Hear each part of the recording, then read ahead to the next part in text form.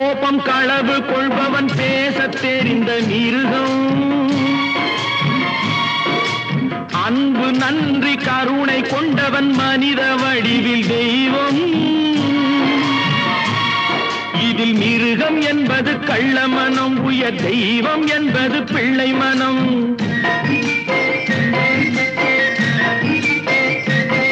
இந்த 6 கட்டளை அறிந்த மனது ஆண்டவன் வாழும் வெள்ளை மனம், ஆண்டவன் வாழும் வெள்ளை மனம்.